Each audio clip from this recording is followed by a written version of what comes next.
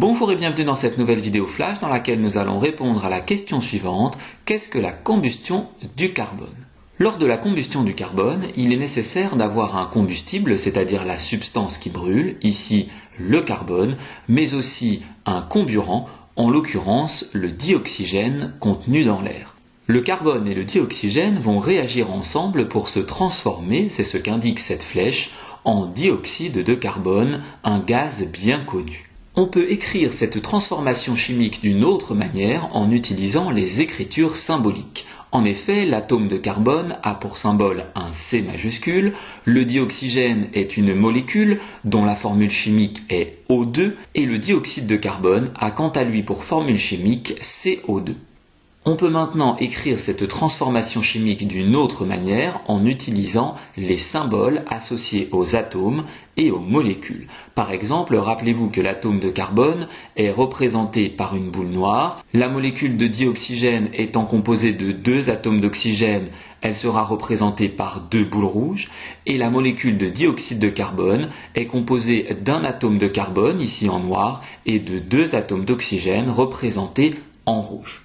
On a donc à gauche de notre flèche qui représente le sens de la transformation chimique les réactifs, qui sont donc les composés chimiques présents initialement, et à droite de la flèche ce qu'on appelle les produits. Ici, en l'occurrence, un seul produit, le dioxyde de carbone. On en conclut donc que lors de sa combustion, le carbone se transforme en dioxyde de carbone.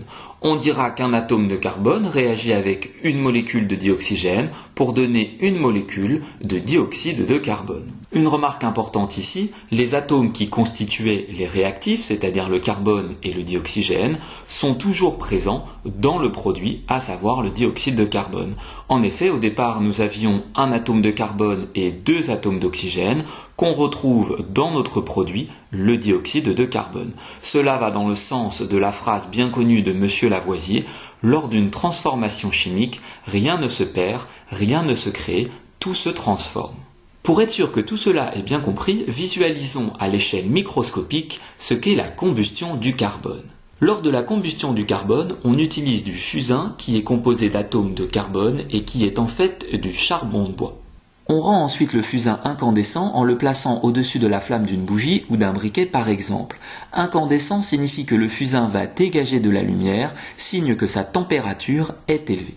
On a également besoin d'un pot à combustion dans lequel du dioxygène a été placé. Le fusain étant exclusivement composé d'atomes de carbone, voici sa représentation à l'échelle microscopique.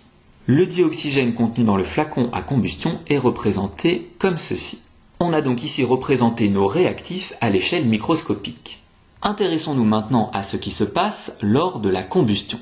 Notre fusain incandescent est plongé dans le flacon qui contient le dioxygène. On remarque dans le flacon la formation de dioxyde de carbone, notre produit. Voyons maintenant ensemble comment ce dioxyde de carbone se forme.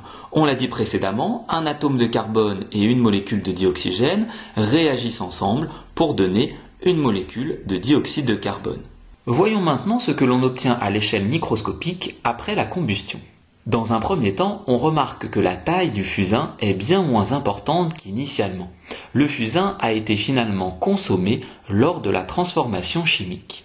D'autre part, on remarque dans notre pot à combustion qu'il n'y a plus de dioxygène et que seul du dioxyde de carbone est présent.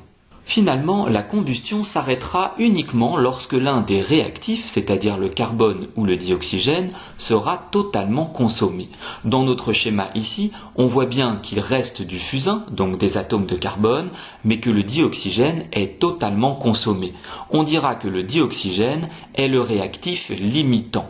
Il limite, il stoppe la combustion du carbone. Cette vidéo flash sur la combustion du carbone est maintenant terminée, j'espère qu'elle a été claire. N'hésitez pas à vous abonner à ma chaîne YouTube et je vous dis à très bientôt pour de nouvelles vidéos.